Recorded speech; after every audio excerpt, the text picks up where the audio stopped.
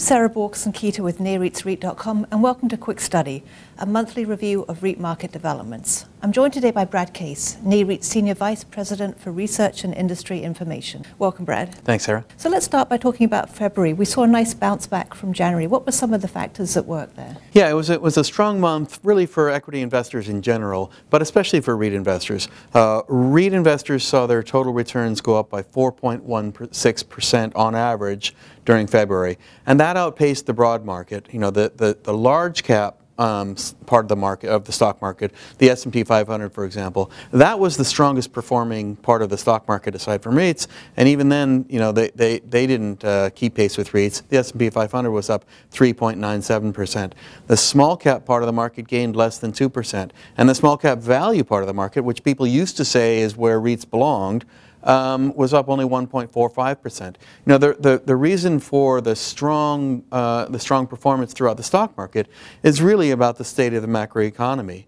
But I should point out that the reason that the performance of REITs was, I think, so much better than the small cap value part is that investors are really increasingly seeing that REITs represent a way to get into the real estate market, the real estate asset market, the real estate market cycle, which is so different from the rest of the stock market. So there's no real reason to think that they should move together over long periods.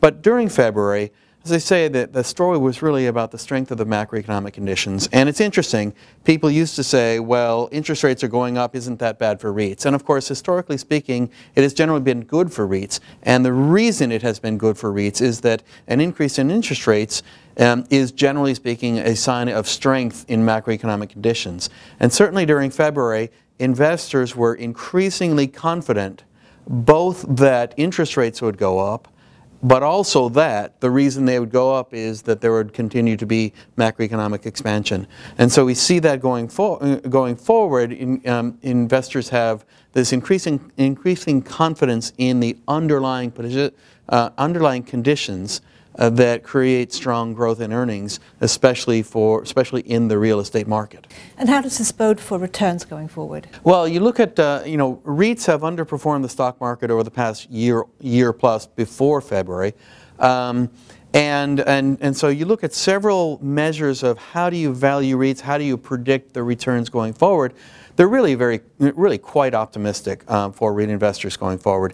For example, if you look at the average dividend yield for REITs and compare it to other interest rates, other measures of interest rates, such as the market yield on 10-year Treasury securities or on 3-year Treasury securities, or the market yield on high-yield corporate bonds or high-quality, that is to say low-yield corporate bonds, that spread is actually still quite high. Not as high as it was before February, but it's still quite strong, and that is a very optimistic signal going forward. There are other signals of REIT valuations, and they all really imply a bullish outlook for REIT investors going forward. Just as an example, the dividend yield for mortgage REITs was still 9.99%, so just short of 10% at the end of February, after mortgage REITs had spent the month outperforming the equity REIT market. So on both the equity REIT side and on the mortgage REIT side, performance was strong during February, but the signals in terms of future performance remain very optimistic. And any particular sectors that took your eye during February? Well, really, the improvement in the REIT market was mostly across the board. If you look at, you know, the weakest performer in the REIT market during February was the lodging and resorts segment. But that segment has been among the strongest performers over the last year. So in some sense, it was you know, giving the rest of the market a chance to catch up. Because there is typically some sort of cyclical response to improvements in macro conditions. And so it may be simply that investors who were optimistic about macro conditions went first into the lodging and resort segment over the last year, and then more recently in February moved into other parts of the market. If you look at some of the strongest performers, one of the strongest performers during February was the single-family rental home segment of the market. And of course, the housing market has been a bellwether there that a lot of people have been paying attention to. And what I think we're seeing is the maturing of a new segment of the REIT market with very, very strong returns over the past year, and certainly strong returns during February as well.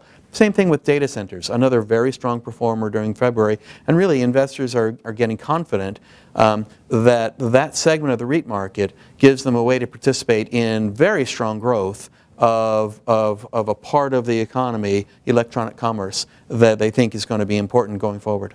Great. Well, thanks very much, Brad. It's a pleasure. And for more news and analysis on all things REIT, be sure to visit REIT.com.